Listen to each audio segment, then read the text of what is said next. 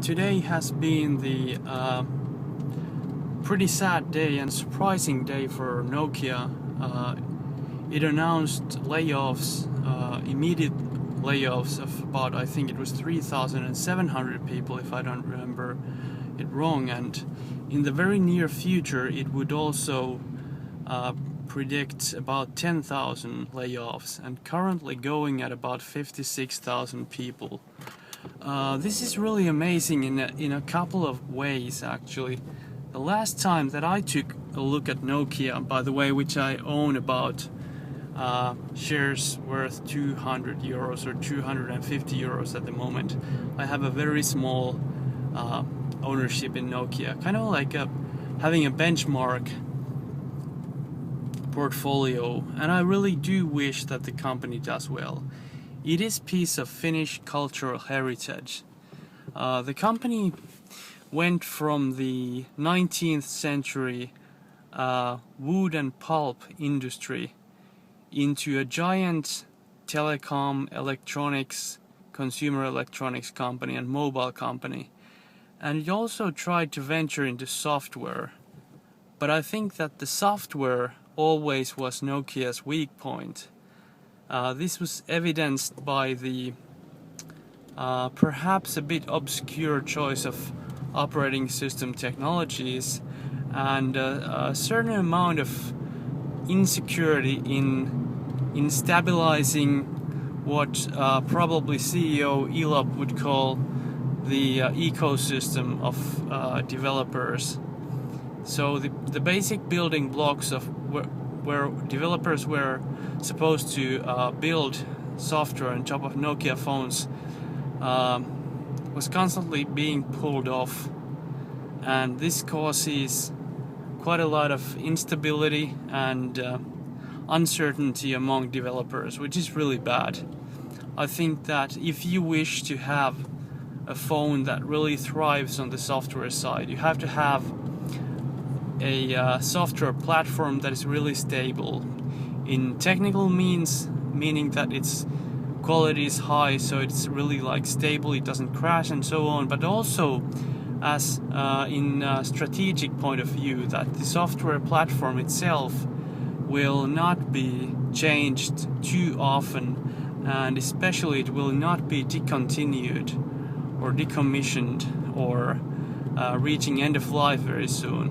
Because think about if you're an artist and you're painting a really good painting and you wish to do it for about 6 or 12 months, you're painting the new Mona Lisa, and suddenly when you're in the middle of your work, somebody pulls off the canvas and says that start over, from the beginning. It's like, oh, thanks, gee, And this is the same with certain mobile operating systems, that if they're too unstable or the development roadmap is unclear or it's been obscured by too much license hassle, then it's really negative. And I think Nokia has been on this path for most of the 21st century. It's only in the last, let's say, maybe 5-6 years it's been more open.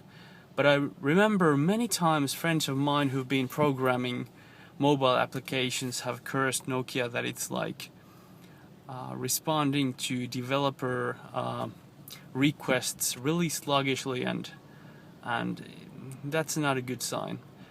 What I really hope is that Nokia will pull through this, and for those who really are now laid off, I think Tomi Ahonen, who is an ex-Nokia employee, he quit in 2001 to become a independent consultant in mobile technology. I think his tweets and writings on his blogs are really worth looking at. I remember when I got my first kick on the butt, and it really, hurts, of course, and you can pull in all the social aspects into layoffs, like what if you have a nice new house and you got about 250,000 loan and so on, but I think Nokia still looks very good on the CV. That's one thing that the Finns have always said, as long as I remember. They've always said that Nokia looks good on the CV. But this is also a little bit of a poignant lesson that you should never work for any company just because it looks good on the CV. This often is the case with large consultancy companies, where people kind of end up into because they have these dreams of becoming part of this large entity, and all the corporate citizenship programs may be really fancy, and on the outside it looks really bright. But sometimes these juggernauts or these huge companies stall. They just keep going in the same cycle all the time, and they don't really develop. And even though in every speech and every PR media outage they're saying that we're innovative and so on and so on, it's always really good to very critically evaluate whether a company is really innovative or not. I think Nokia has been for most part of its history. It has truly been a market maker. In 1960s, the Nokia chiefs already dreamed of building mobile networks of some kind in the 1960s, and it took about 3 decades before these dreams were true. But I think that kind of a insight into what people might use is still part of the Nokia heritage, that the company has this very strong intuition about customer needs and the future in general. It has the Nokia Research Center, where people are basically just doing kind of future scenario forecasting and thinking through things, through anthropomorphic or anthropological lenses, what people really want in the future. And this is one of the strengths of Nokia still, even though it wouldn't be the coolest handset developer in the world or anything like this. I think it's the spirit of innovation which is really important, and I sincerely hope that Nokia will pull through this and put up a real competition against the other giants in the mobile phone markets. Thanks for listening.